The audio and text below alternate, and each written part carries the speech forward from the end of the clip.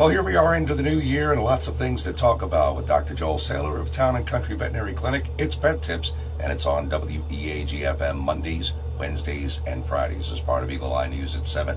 This week we're going to be talking about getting those gifts you got, like puppies and kittens for Christmas. Now that you got them, what are you going to do with them? Good morning, Doctor. Yeah, now it all seemed like a good idea on Christmas Eve. Now you've got this thing running around. You got to figure out what's the next thing I'm supposed to do. So I want to talk a little bit about that. If you did get a new puppy for Christmas, or if you got a puppy or kitten just because it just happened to coincide around Christmas. A lot of people say, well, when should I get them in?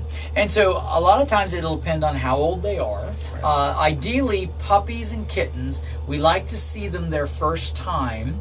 Puppies at 6 weeks, okay, if possible. But if a lot of times they haven't been sold yet at that point, so they're usually being seen by the veterinarian that is assisting, the breeder at that point.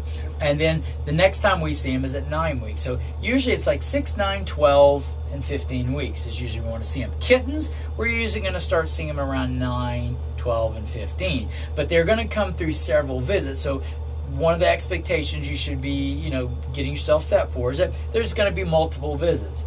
It's kind of like when we have our kids, they go in for their yearly checkups, and they're getting immunizations and stuff. But remember too that puppy or kitten's aging a lot faster, so you're actually getting all those adolescent years pushed into basically a short period of time. Yep. So, but if you do have a puppy and they are 6 weeks, they haven't been to the veterinarian 6 weeks, you need to get them on in.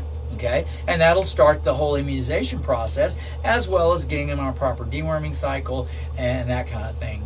And the kittens, usually we start their immunizations around 9 weeks, but if they're in earlier than that, a lot of times we can then check them for worms, or check them for feline leukemia and these kind of things. So those are, so in case you got one, you're not sure where they are, the best thing you do, okay, job number one, pick up the phone, call your veterinarian and say, hey, I got a new puppy kitten, I need to get them checked out, and also too, do us a big favor, when you bring them in, bring all your paperwork with you. Sure. Okay? It helps us out for planning because it doesn't do us any good at home. So just bring all that paperwork in, we'll sort through it and get everything planned out for you. In those first few weeks, they're so important to kind of get him or her set. What about spaying and neutering? About what time should that be done? That basically most of the time I like to spay or neuter as early as 16 weeks to coincide with the last set of shots. The only caveat or exclusion to that is if I have a very small dog that's under 5 pounds. In that situation, it's 5 pounds or 6 months, whichever comes first.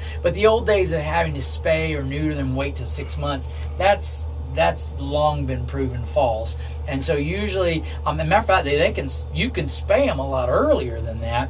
I just choose to do them right around 16 weeks because that's around the time they're finishing up on the shots. We know they're fully immunized, and they can come in the hospital really, and we don't have to worry about them catching anything. Next week, we're going to be talking about the ears. We'll be back right after this.